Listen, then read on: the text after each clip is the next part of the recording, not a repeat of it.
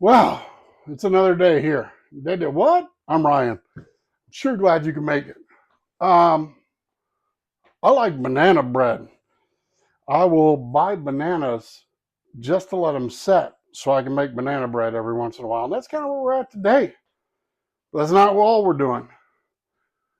We're going to make some stocking caps too for Christmas presents, some hats and scarves. So I'll show you how to do that on a knitting machine. We're going to actually do it by hand.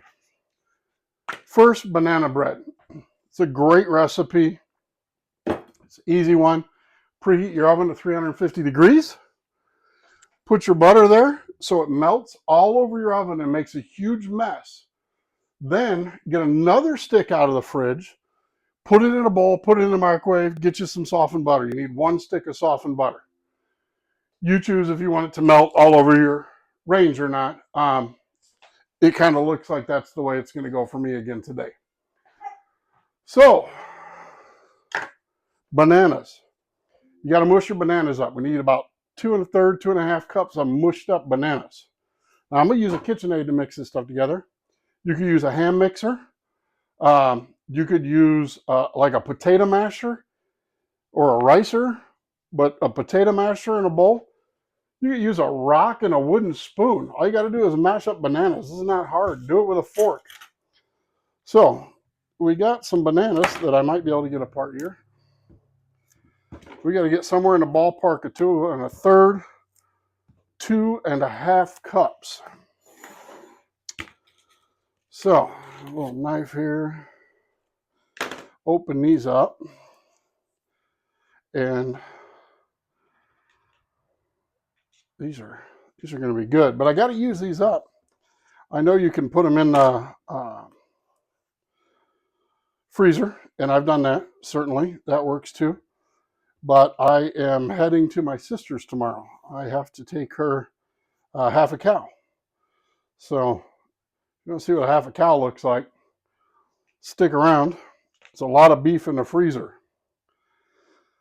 She's down in Virginia. So I'm headed to Virginia in the morning, and I'll be back on Friday. I'm sure we'll still do some stuff between now and then. So, bananas. I know this isn't going to be perfect to start, but it's going to be close enough. We're making banana bread. Not rocket science, not brain surgery. Looks like one more. These are little bitty bananas.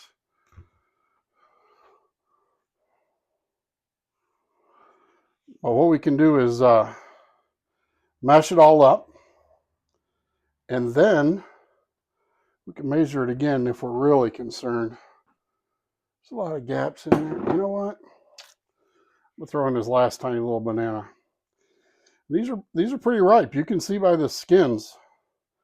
They're pretty ripe, and you can smell them. Oh, so good. So good. Okay. We need to make mashed banana. Like I said, the hand mixer works. Potato masher works. I'm going to use a KitchenAid. So we'll get these going. While those are working a little bit, we got to get a few other ingredients. So we'll start with 2 cups of flour.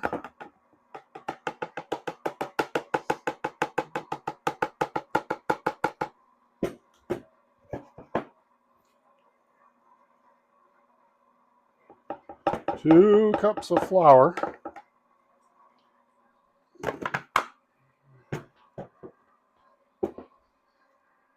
We need a teaspoon. Make sure I give you the right information. Teaspoon of baking soda. Put that in the flour. Teaspoon of salt.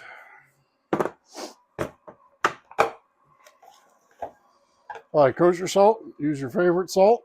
For bacon, I like kosher salt. For steaks, I like Himalayan salt. 3/4 cup of brown sugar.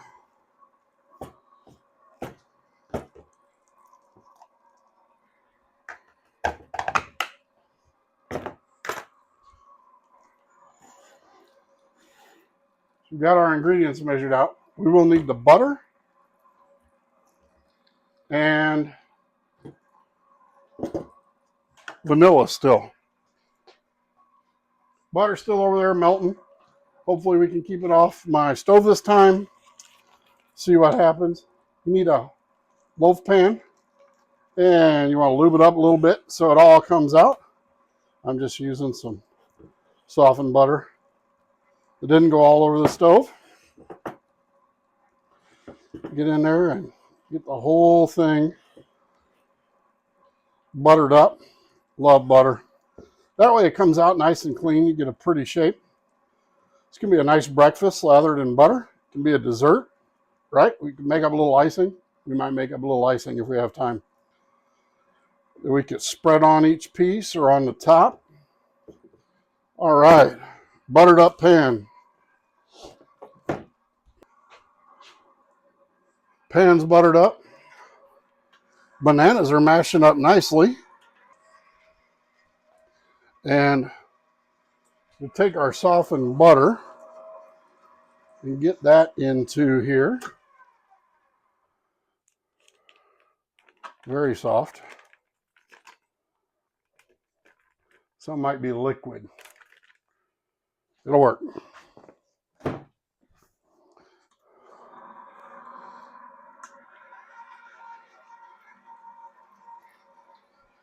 Okay, teaspoon of cinnamon also. I like a little cinnamon in my banana bread.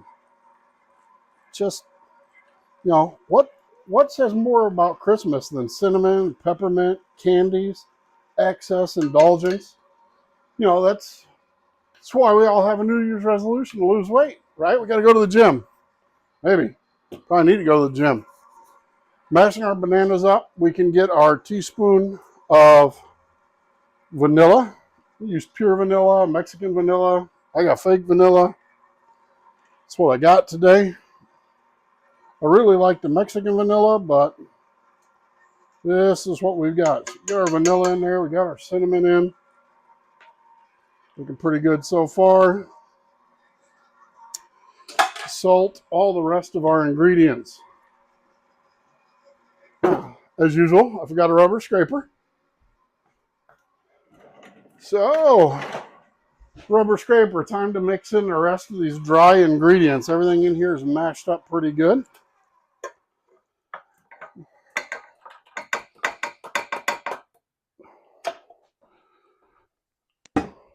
Last but not least, we need 2 eggs in there. 2 eggs.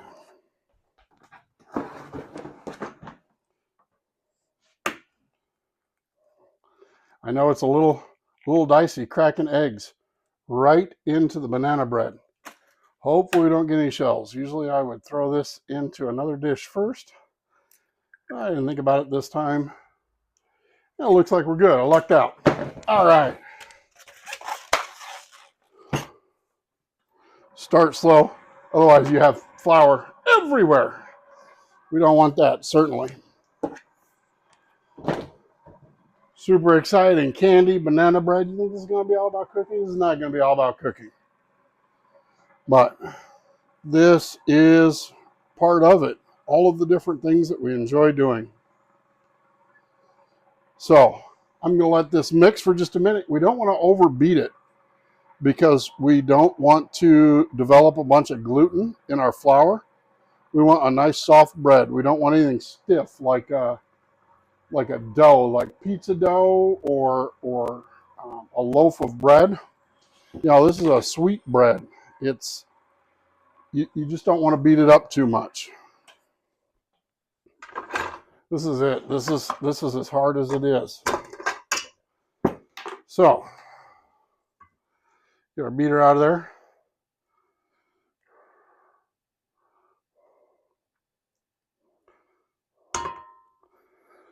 Now your oven's at 350 degrees.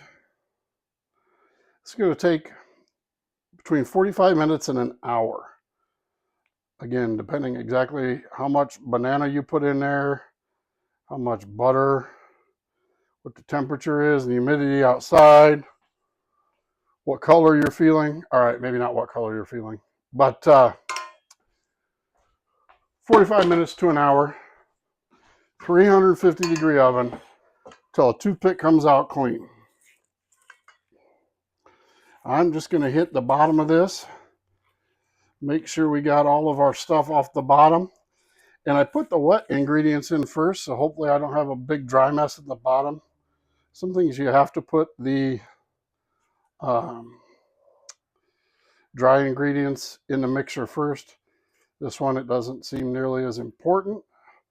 So I think it comes out a little cleaner that way. Scrape everything out of this into the pan. Do not cover. Throw it in the oven. Like I said, 45 minutes. You can check it. 350 degrees. And once it's cooked, I'm going to come on back, show you where you're at. I got a trick. This way your bread doesn't fall. You know, the top falls. Got a solution. I'm going to throw this in here, clean this up. I'll see you back in a minute. All right, we are going to check this and see if it's not ready. Needs a couple more minutes, so I'm going to let that go. We'll be back. All right, we are about an hour into cooking this at this point, and it should be good. I'll check it one more time.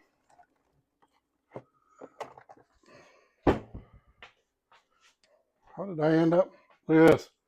Little tiny toothpick. That's not helpful. All right, check this one more time. I think it's ready at this point. Yeah. Okay.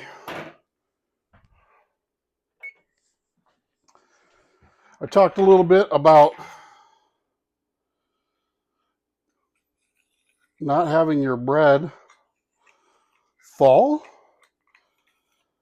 And the easy solution is cool it on its side. Yeah, that's the whole trick. Cool it on its side. Doesn't that look delicious? So you're going to cool it like this for about 10 minutes, and then you're going to rotate it like that for about 10 minutes. Go back and forth until it cools. If you leave it on one side, you'll have a lopsided loaf of banana bread. So flip it back and forth. Once it's cooled most of the way, slice it, butter. If you slice it, put a little butter in a pan and pan toast it real quick, you get a crusty, caramelized, amazing piece of banana bread. But there it is. There's your banana bread recipe. Now, we got to move on to some other projects. So, stay tuned. Now, tell me that isn't the best looking banana loaf you ever saw. Here we go. So, how much beef is a half a cow? Well, it is one freezer that is 3 feet wide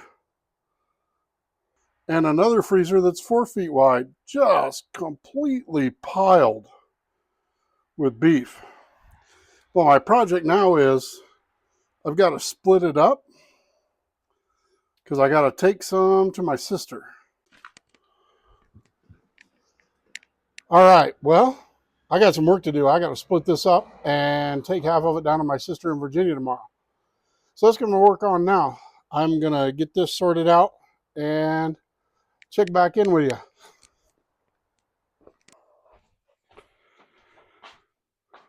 All right, now, I didn't keep filming outside because it was cold. I got the beef split, boxed up, ready to go in the morning. I have to pull the boxes out, put the freezer in the back of my truck, and head down to Virginia. But didn't our banana bread turned out great, right? I'll slice that up in a minute and eat a little bit myself because I'm getting hungry. But I got to cut this box down. I'm shipping some stuff. I sell a lot of Legos. I build a lot of Legos. But sometimes you have a box that's too big, right? This is an easy solution.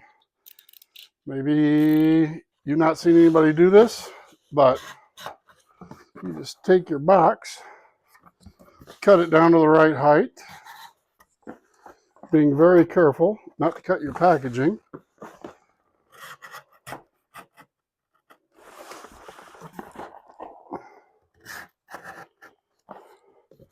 Cut your original flaps off because we don't need these anymore. Again, cut away from yourself. Try not to cut yourself with a razor knife. That's not much fun. Then we can just take and make new flaps and creases right down to where our marks were.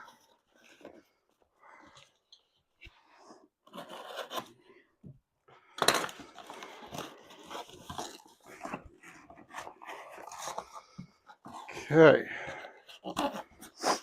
And if you cut off more than you needed to, like I just did, that's pretty easy. Just put a piece inside.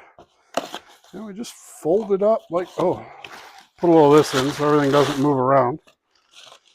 But easy solution. This gets shipped out.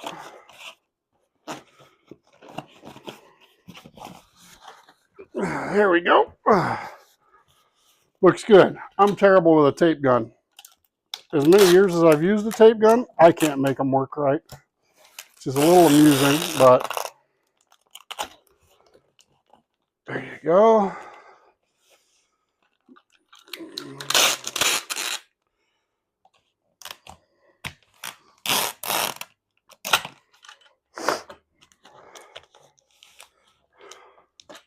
I like taping stuff up a lot. I want it really adhered. So I will typically go all the way around. Probably use more tape than I need to. But I would certainly rather do that than have something fail in shipping.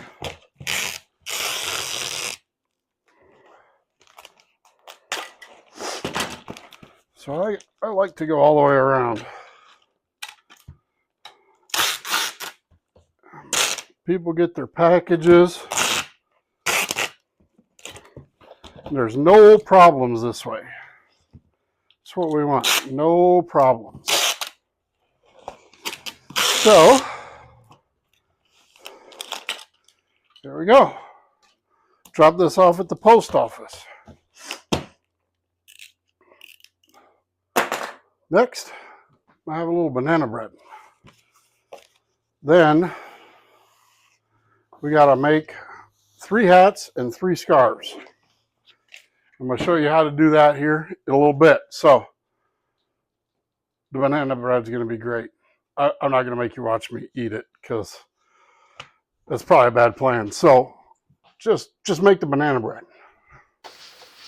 Yes, I did have a piece of banana bread, and it was fabulous. All right, well, we've made it to hats and scarves. We got to get this going. So, if you're not familiar, this is an Addi knitting machine. It's got a little crank on it. They go up and down, up and down. There's a row counter right there. And if you look, here's a bigger one. This is a 46 needle. I had it for several years.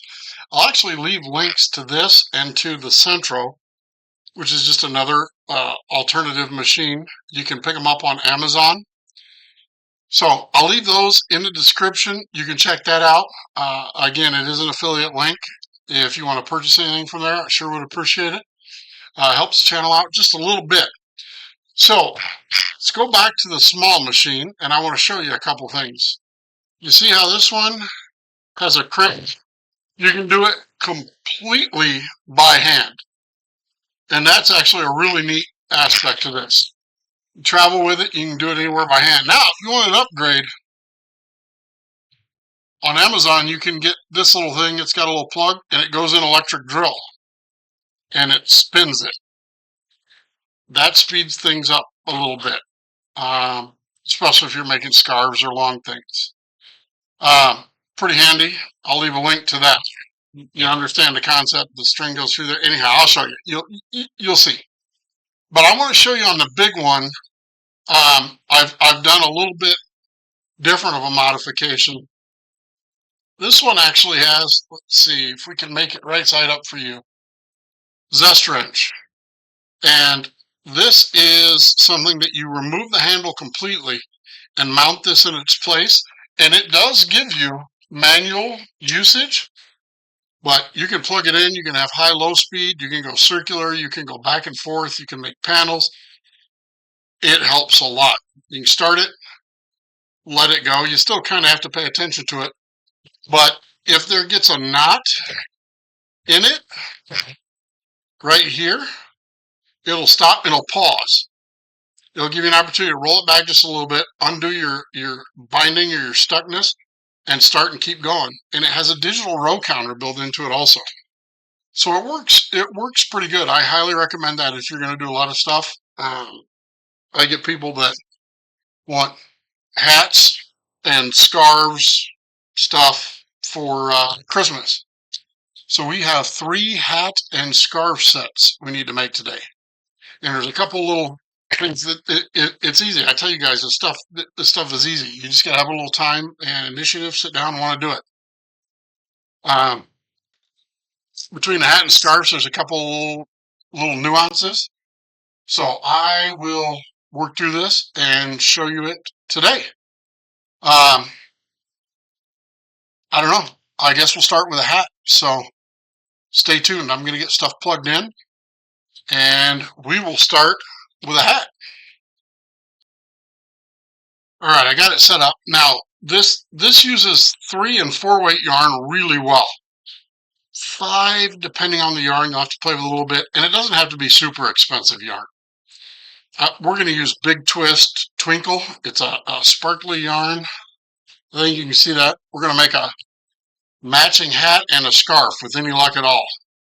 So I'm going to switch back over to this, and I'm going to try to talk and walk you through this. We'll see. But anyhow, you can see on mine where I have marked, maybe you can see, I've marked this black right here.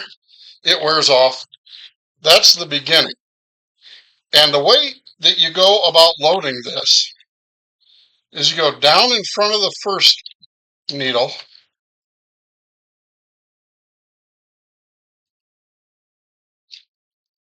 and then behind, in front, behind, in front, behind, in front, behind, in front, behind, in front. You just repeat this in front of, behind, all the way around.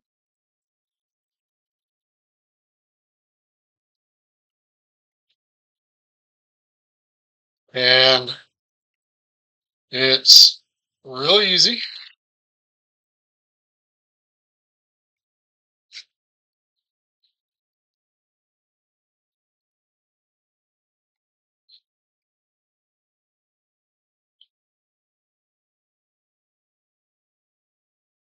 We go behind this one, and then you would go through here, close this, and start crating. Now you're going to want to reset your row counter if you're using the analog one. Same thing if you are using the digital one. I just throw this out of the way. But I don't like to have to sit here and hold tension on stuff. So I have a little tensioning device. Now this tensioning device is not super fancy.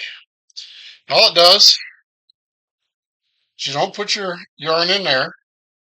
You actually make it come out of this hole and then go through 1 or 2 of these holes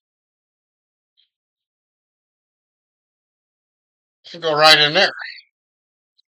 So we will start by hand cranking a row. We don't want to drop any stitches. So I always like to start off by hand cranking one. It gives me the opportunity to look here and make sure each hook is doing what it's supposed to. And that's important. And it doesn't look like we dropped a stitch. Everything is nice and tight and consistent. So let me show you this. Speed's on low. We hit start. How great is that? This thing will go and it'll hold its own tension. I am starting some yarn over here, but it will go and hold its own tension and it'll be consistent throughout the hat. Now, hats. 120 rows for an average person with a no brim beanie style. You know what I mean? Like just straight down like a campfire beanie. 130, 140 rows gives you a fold. So 120, 110, 120, no fold up. 130 to 140, full fold up. Man's head or adult's head with a folded brim, it's 135 to 140 rows. Hopefully that makes sense. As you see this, I imagine it will more and more. But I'm going to let this run, and I will come back. Oh, it dropped the stitch already. I'm going to have to pull this out and start again. And let's see, can you see it? Right there. It dropped that stitch. So I'm going to pull it out and start again. So I'm going to get us back to this spot, hopefully with no drop stitches. Now there is a way to fix it, but I'm only a couple rows in, so it's going to be faster for me to dump this off, and I'll show you how you do that. You pull your yarn out and just let it go, and it won't make any more stitches. And after you get all the way around, it'll actually start pushing them right off.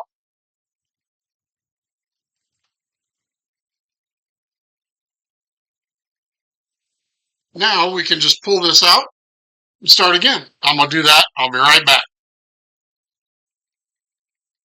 All right, as promised, I am back. It took me 60 seconds to straighten it out. We'll let it run a couple rounds because, of course, we're going to want to check it and make sure, again, that we haven't dropped any stitches. Looks much better this time. And the feature of this that is really, really cool is we can kick the speed up. So we can put it into high speed while it's moving. Now, it does make a little bit of noise, but this will help us get these hats made pretty quick today. So I'm going to let this go. As it's going, you'll see me gather it up and roll it, kind of bunch it all together. Probably the easiest way to do it is just see. And I'm going to crank the speed up on the video. I'll meet you back here when it's time to get it out of this.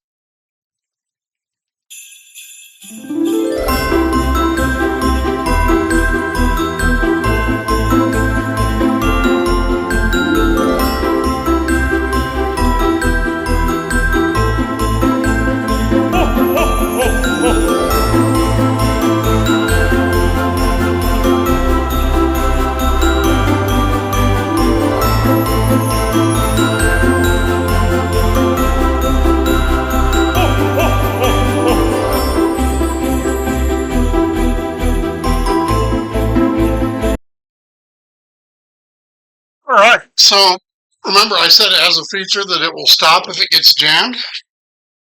Well, it did that. We got a little jam. We just released a tiny bit of pressure here. Pull this out.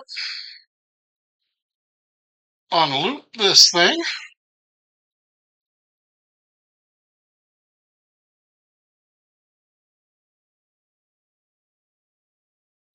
Get it back in the right place. And we'll finish knitting this up. When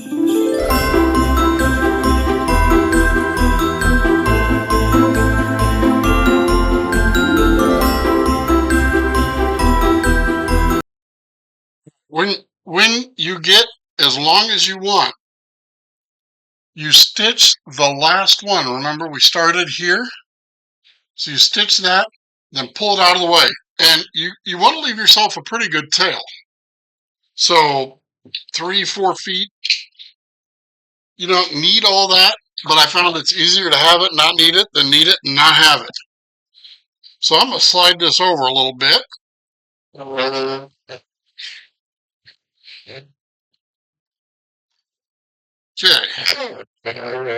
You see that? Yes. Very well. You need a upholstery needle. I have this little clover one. It's got a little bent tip.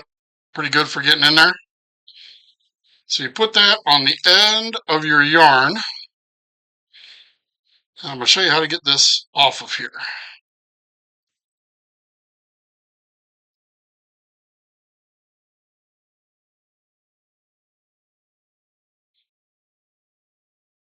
As with anything, the first couple that you take off are the most precarious, the most tricky, and then it gets easier.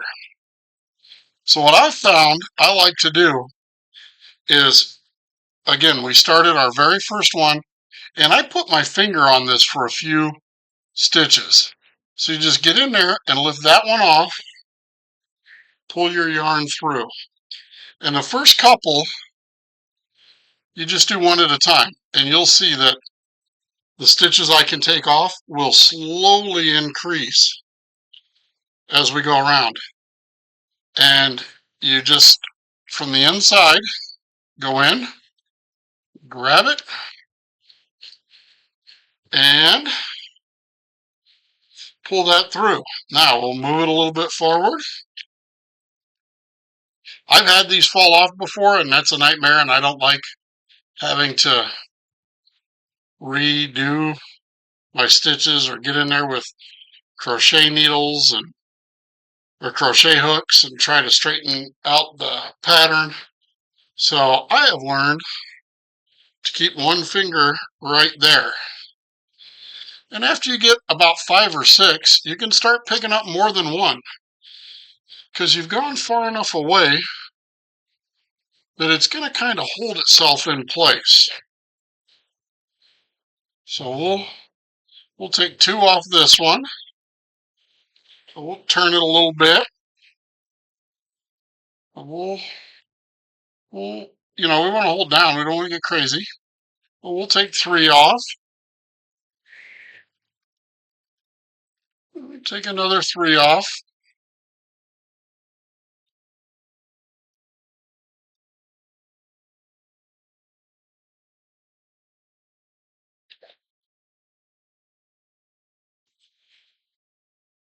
And we're getting these through here.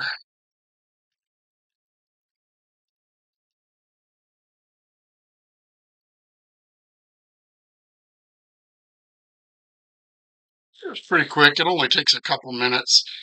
The longest part, honestly, is just letting the machine stitch the rows. If you do it by hand, that's great. If you use one of the 2 power options that I showed you, also great. I like the Zest wrench, because I can start it. It takes about 10 minutes. Should you walk away? Probably not. Do I have a million other things going on? I absolutely do. So I will start it, run over to the kitchen, marinate dinner, throw something in the oven, whatever it is. And I showed you where it jammed up and it stops. So I'm not terribly worried about it. Once it's going, first few, you got your tension right, you can let it kind of go. Would any manufacturer recommend that? Absolutely not. Would Ryan recommend it? Yes. Anything we can do to get a little time back in the day is huge, right? So here it is. I'm going to pick up my last one. None of them fell off. Great. So Now we have this bundle of stuff. How do we turn it into a hat? Hang on, I'm gonna show you. Well, you can see we got the machine back over there, and we need to make a scarf that matches this hat. You need some sacrificial yarn, extra yarn. Anyhow, you need a bit of yarn. Same weight. For a scarf, we finish it different. So the beginning and end, you want some just scrap yarn. Whatever you got, worsted weight, 3, 4, get something in there. You're going to remove it anyhow. You shouldn't have to cut it all to pieces. It'll come right apart. But this gives us the opportunity to finish the top and bottom ends instead of closing them off. Finish them in a line. I promise it'll make sense. So we're going to do the same thing like we did before. We are going to start right here. In front, behind, in front, behind, in front, behind, in front, behind.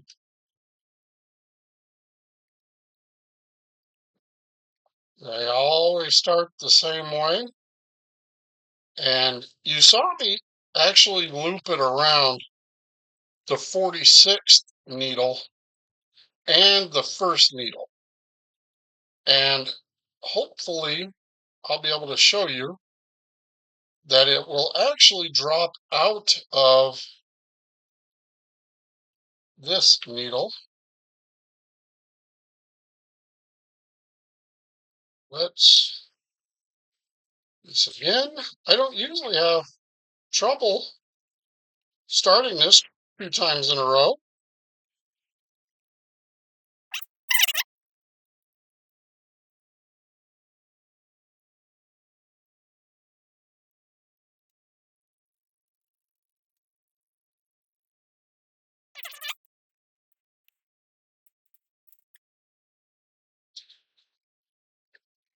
Okay, we got it started well this time, I believe. And the reason we want to do this is we don't want to drop any of our stitches on our scarf, right? So we start with this kind of like a scrap or whatever, so that it'll keep our good stitches in place. So we'll let it go another couple times around.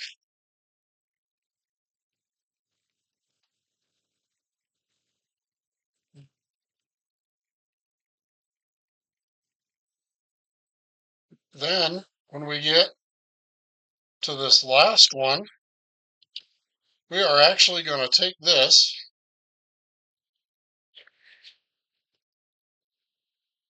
and cut it.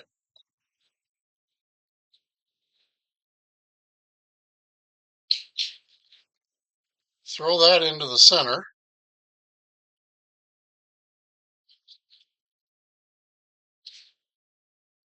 We're also going to throw down our pink. And this one is a little bit tricky because you want to make sure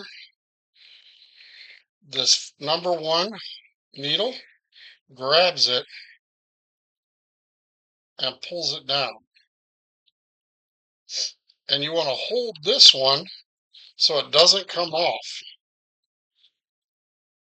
It's a little bit of a fussy mess, but we hold it as it goes around one time.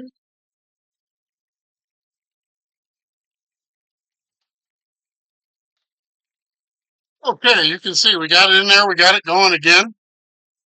Now, we don't care so much about the number of rows because we're just going to make a scarf. I'm going to use the rest of the stream of yarn up that I had in there. And then I'm going to add another one until it's the length I want it to be. So stay tuned. I'll show you how we keep this going.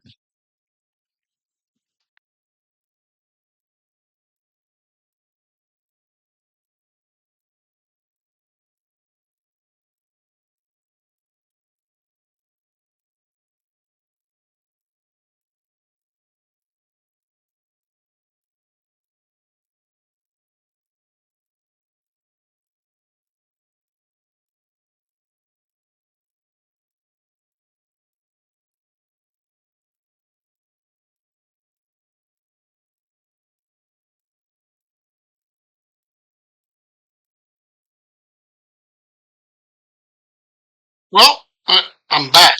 Now we're not done, but I did want to show you this. We are at the end of that bit of yarn. Now, there's an easy way to connect these. I'm going to try to do it on camera. Hopefully you can see. Take this one, go around, and you're going to make just an overhand knot around the first yarn with the second yarn. Then you're going to do the same thing with this nub. Go around, all the way around. So it's a little short, just a little tricky. And, oh, big hands. Put an overhand knot in that one. You pull them both together. You lock these knots down. They won't come apart. It's an old fisherman's trick. Attaching two lines like that, you can see these babies are locked up. You've actually tied the knots around each other and then locked them together. So very, very secure knot. What happens with it? Well, we trim it up a little bit here.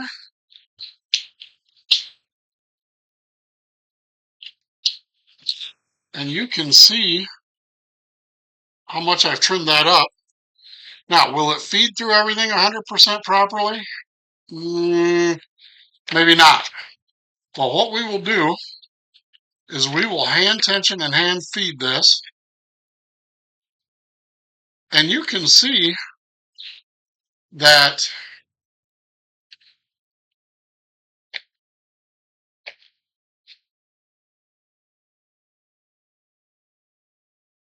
it will go in there just fine. And we will retuck everything. Just make sure we are good all the way around.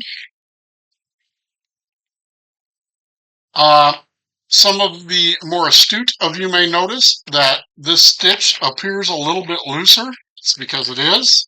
I definitely do not have as much tension on the yarn. I backed it up to go through only one hole on our tensioner.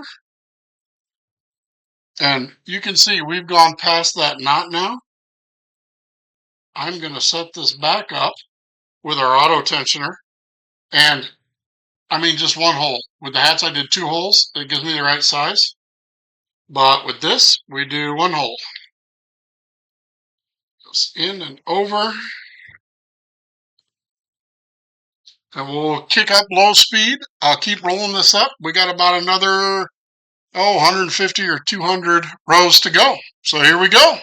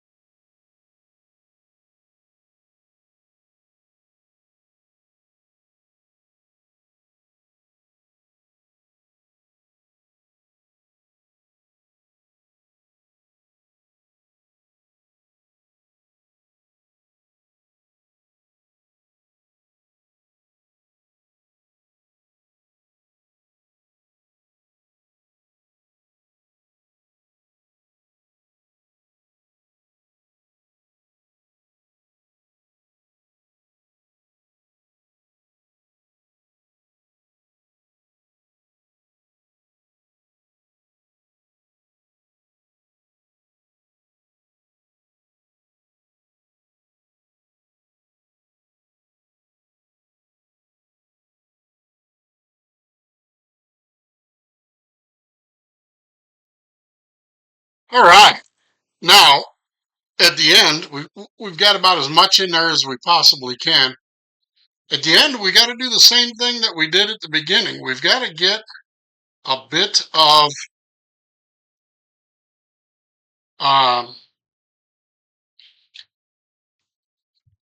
yarn on the end to act as a scrap, so we can take off what we need.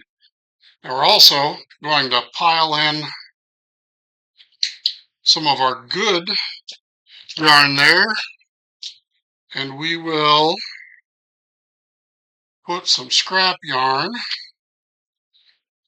in the same way.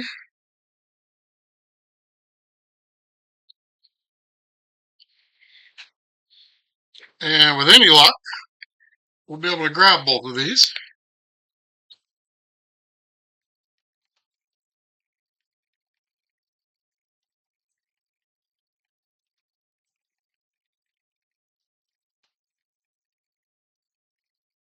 And it looks like we did, which is nice. And this will continue for, 5, 6 more rows. So when we actually take it off the machine, because we're not going to do the looping thing like we did with the hats, we actually have to take it off the machine and then crochet the ends together.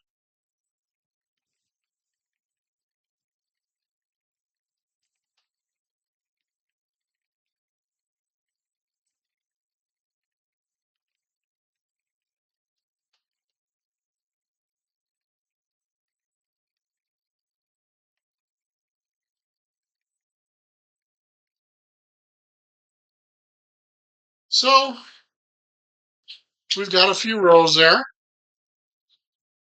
Take our scrap yarn, throw that out of the way. We just take this one now and drop it in also. And I'm going to hit the button. You're going to see this thing come right off. Finishing its stitching, and it'll drop the whole thing right into the center for us.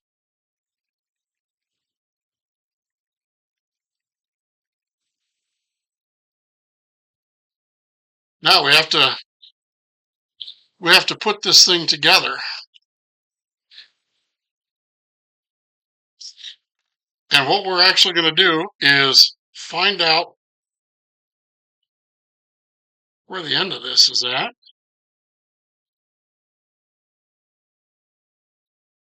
We will start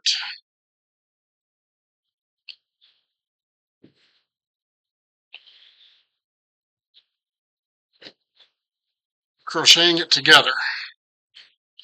And I'll do my best to show you on screen here how that all works.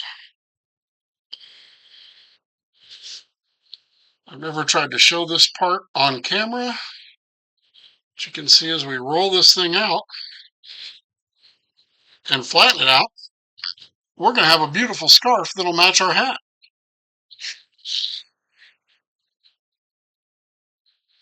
We're gentle with it until we get it closed up.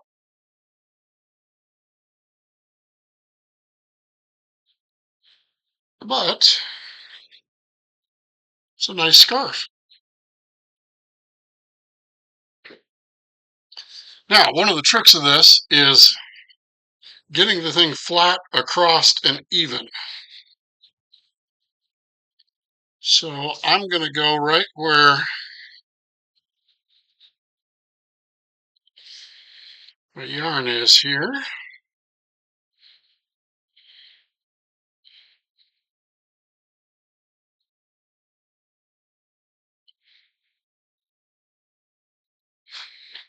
And I'm going to start here. I'm going to grab this loop and I'm going to slip stitch back and forth, just the pink. And it might be a little challenging to see, but I'm going to create a stitch and then I'm going to slip stitch back and forth and make an end for this thing. So here goes nothing.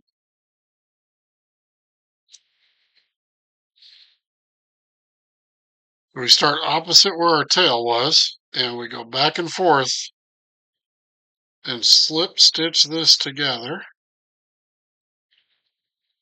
being careful not to drop a stitch. So one side, then the other side, then the other side, and we're just grabbing these pink ones at the very top, each loop, just the pink loops, and we'll have to fish that that gray bit out of there.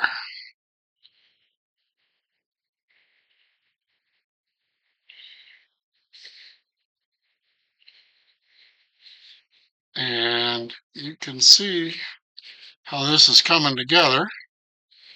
Grab a loop, pull it through, grab the next loop.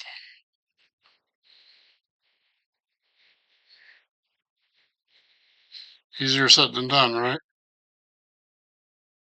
Pull that one through. Back one from this side. Pull it through. One from that side. Pull it through, and you just go back and forth. When we get to the end, we'll actually just pull our tail right in there, and I'll close it up, then we can weave our tail in. So I am going to get this put together,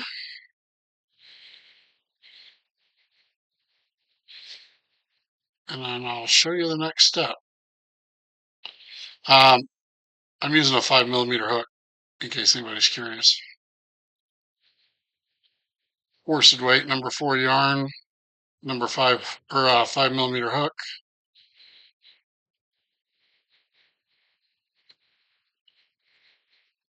But you just grab each one of these, and these little knitting machines are great. Now I do crochet. I'm sure you're not surprised.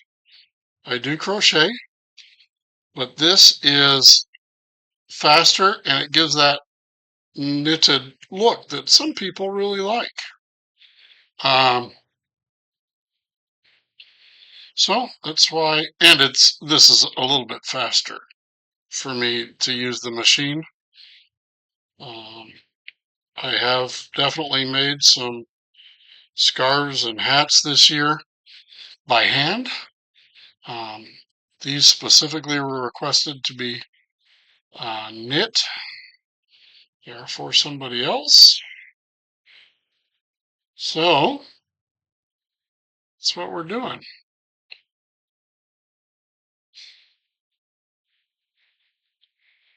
And it still takes a little while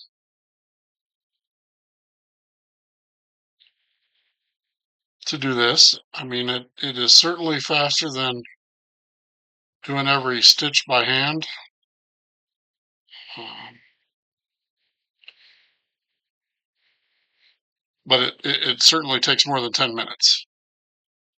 So keep working here, and I'll bring you back. Now, with any luck at all, you've ended right where that is. And what I would do is make a loop there before you pull it all the way through and check and make sure that you don't have a stitch somewhere that is being missed.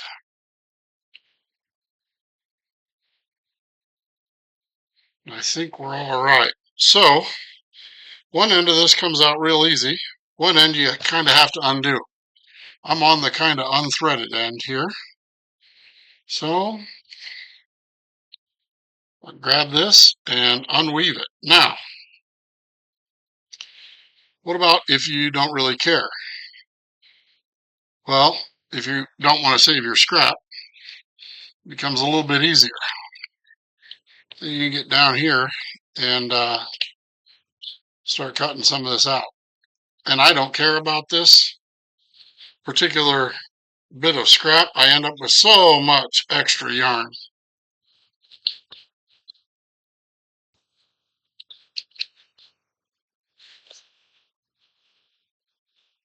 I'm just going to cut this out of the way.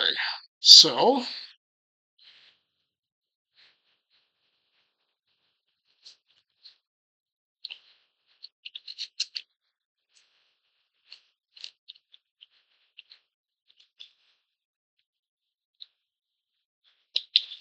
let me get a better pair of scissors for this.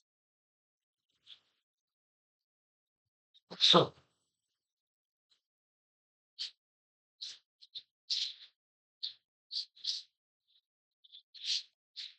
yeah.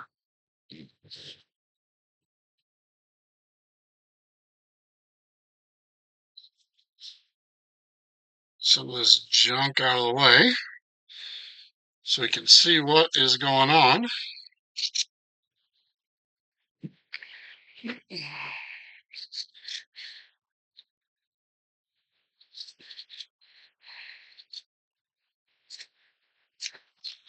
Okay.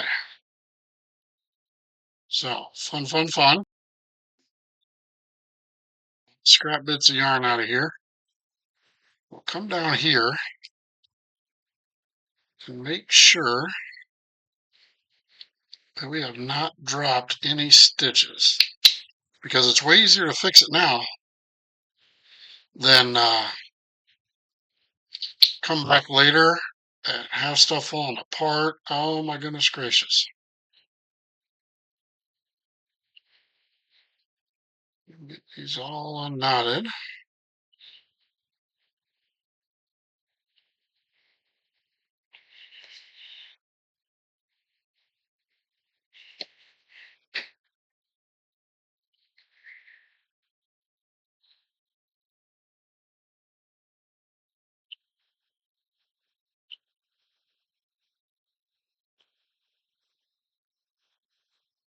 It looks like we did a pretty good job.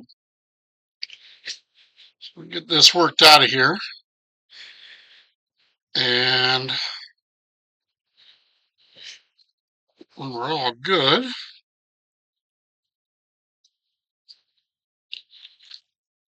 remember, we'll just pull this through. And on the upside,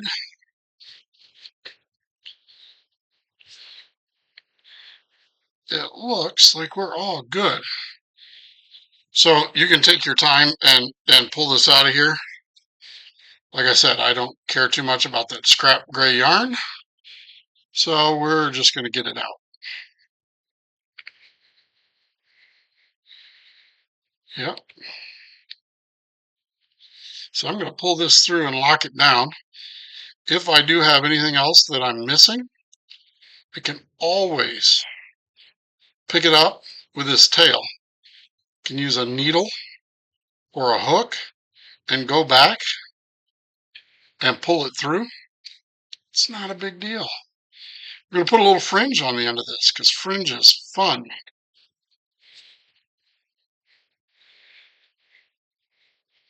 And I'll show you how we're going to do that here in a little bit. So I'm going to work this out the rest of the way, and I'll come back. I'm going to do the other side. I'll come back with you guys.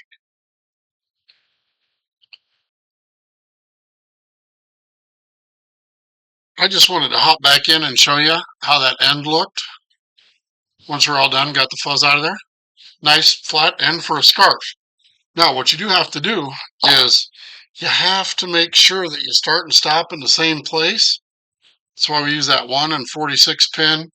On a central machine, it's 1 and 48, or 48 needle machines. But we want our scarf to lay flat and not twisted. So that's what we're working on here. And as long as you start and stop in the same place, should be good. So here's our start and stop yarn. We got to go back to this end and start slip stitching them back. So I'm going to do that, and I'll meet you right back here. So here's an example. At the end, I was pulling the gray out and realized I missed a slip stitch. So I just grabbed it with my loop back through, and now I'm good. I've got everything. It's flat. It's proper. We're in good shape. Nothing's coming apart. So we just take this little tail right here, and we're going to cut it off. You can see we have a nice flat scarf. Life is good. Cut this off.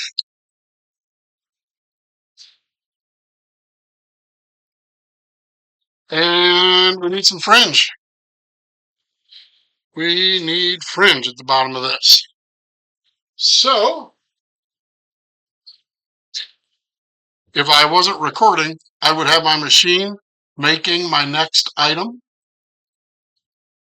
but you wouldn't be able to hear me, so it doesn't work that well. But if you were doing this, you would be working on one and then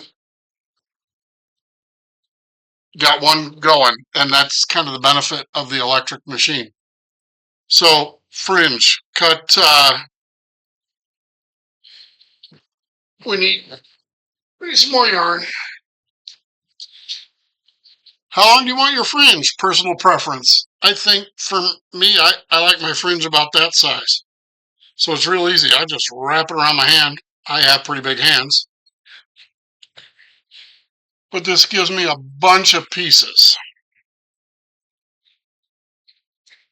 And of course, we're going to trim them all even at the end. But get you a handful. However you want to do it, or measure it, or any of that jazz. Cut it down here. Cut it right there. Now we have our pieces of fringe. So we kind of want to hide this. You don't have to. Certainly you could just leave your scarf right there. But what I'm going to do is I'm going to go in about every other stitch. And I'm going to take 3 of these.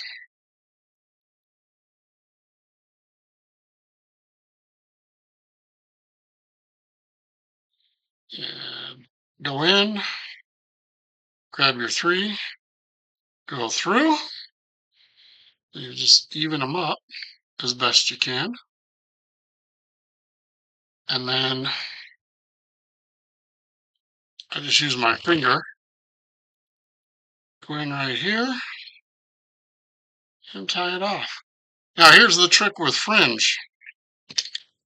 You always want to go in the same direction. So go in between here, skip this one. I'll go in this stitch. Do the same thing. Grab 3 from the middle. Put around my hook, give it a little whoop. Put around my hook, nice and tight, and go through. Make sure they're relatively even. Just use my hands and tighten these up.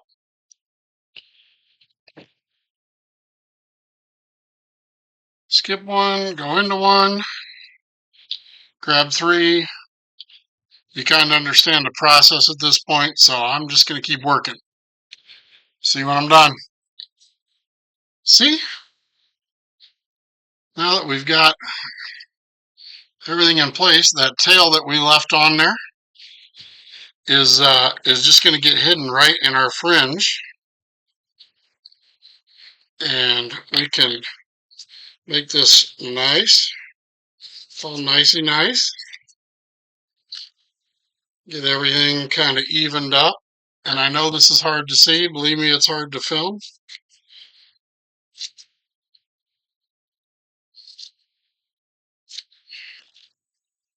But trim it up, pull it tight. And that's it. Now we just lock every one of these down. Make sure it's all trimmed up good. You do the same thing to the other side. You have yourself a nice scarf. So what do you think? You can do that, right? I'm going to finish the other side. I'll bring you back. I'll show you how we finish up these hats. Super simple. You're going to like it. All right. Our scarf is done. Fringed. We give it a little tug both directions. Try to even out our stitches a little bit. That is from where we had to tie these together. You can see that knot is very good. We kind of want it to disappear. So we'll just take and trim that right off. And that'll hold in there just fine. So a little pull, little tug. Try to get these stitches nice and even as best you can, because there'll be some inconsistencies. And you can see some of that banding disappearing as we tug on these a little bit, pull them, stretch them. See, that banding will work itself out. But with a scarf,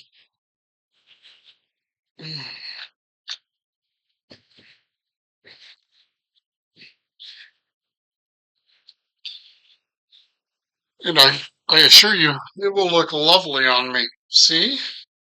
Ta-da! All right, the hat. All right. I'll get to the hat. The hat. Here we go. Back with the hat. We got our needle on one end. Gonna flip that hat back the right way. And you'll see, like, this is one side, but that's not the side we want out, which is fine. What we're going to do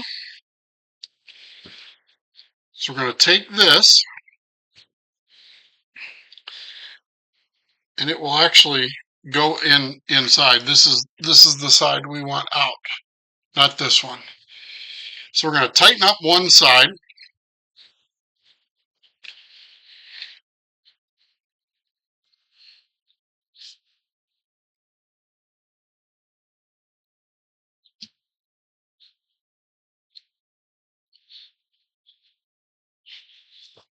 We'll flip this the right way here.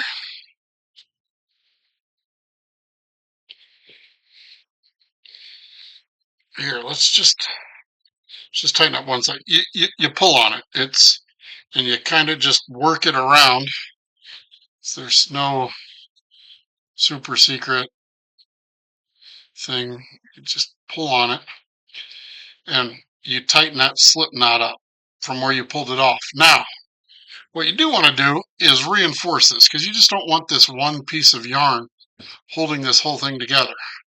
So what I do is I kind of grab it like this. I get my yarn, which at this point is way too long. So cut some of that off there so I don't look like an orangutan doing this. Or at least as best I can. And we're going to go around a couple times around this ring here. And I hold it with one finger. See? So I can keep it tight. I hold it. Stitch a little.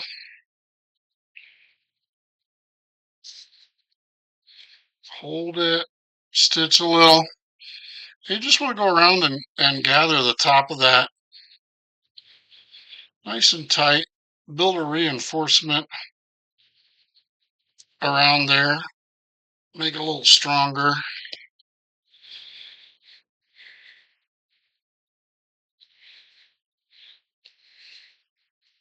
And I know it looks like a giant tube, but trust me, it's going to be a hat. It'll be a hat. I'll even try it on this pretty pink hat. So once we've gone around a couple times, you go through and then go around your knot here, or through your line, right? Make a little knot. Go through this again. Go through that loop. Make a little knot. Don't worry, it's not the only way we're going to tie it. Then you put your needle right through the center. Go inside. Grab your needle. Flip it the right way. All right, see that? We got one. This is the outside top of our hat. Now, Got to get our needle back on here, but we're going to close this side up most of the way.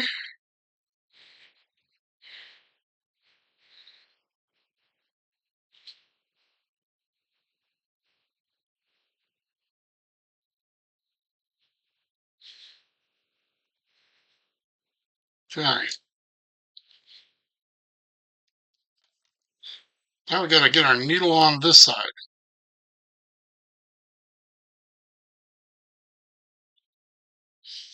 Want to do the same thing. Get this thing just closed up.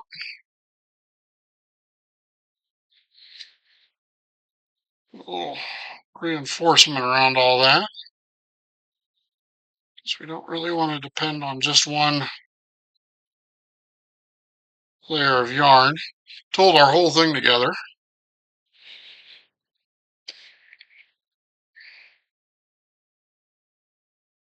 Try to go around it all.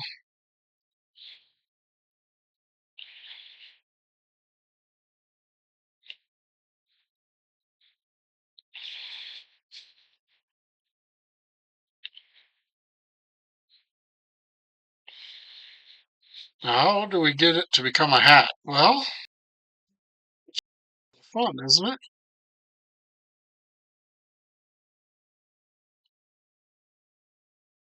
You can, because it takes about 10 minutes for the machine to knit up a hat.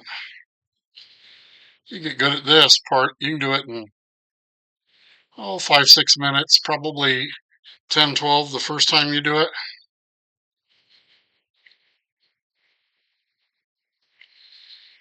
It takes me a little bit longer on camera, obviously. Everything always does. Make our little knot. All right, great. Now, you can take a needle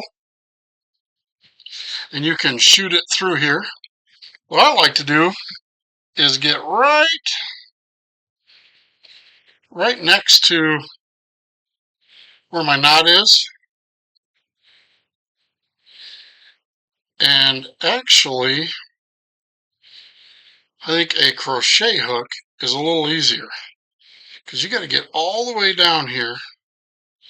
And I know other ways, like people will pull it through, but they don't stitch that ring in the bottom.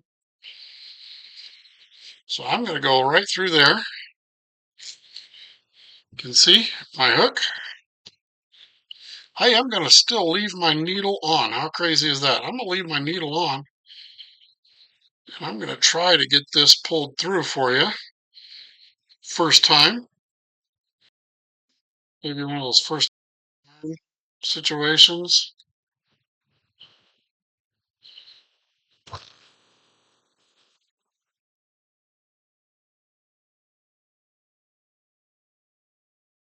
Nope, didn't work that time. Oh, that's always frustrating when that happens. But for the sake of stuff, I'll show you the needle. Just put it through there, and you just kind of have to keep working it. Unfortunately, like I said, there is a way to do it where you don't close one side and you pull that string through.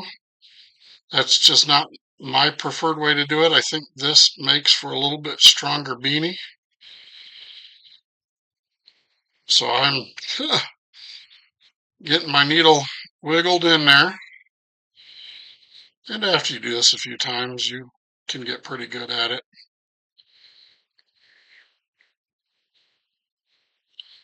If I'd have grabbed a little bit longer crochet hook, that tends to work pretty good too. With any luck at all, you get right there with your string, and you get rid of your needle. Now we'll take a look at this. And nope, I hooked it right there. So that's fun.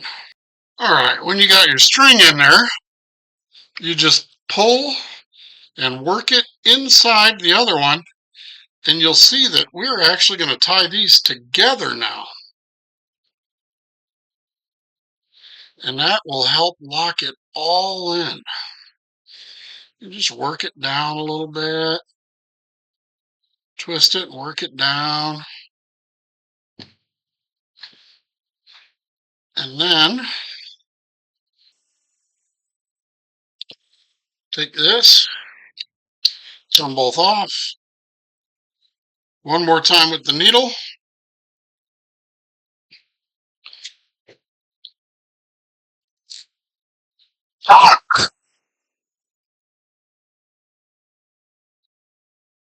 Good knot.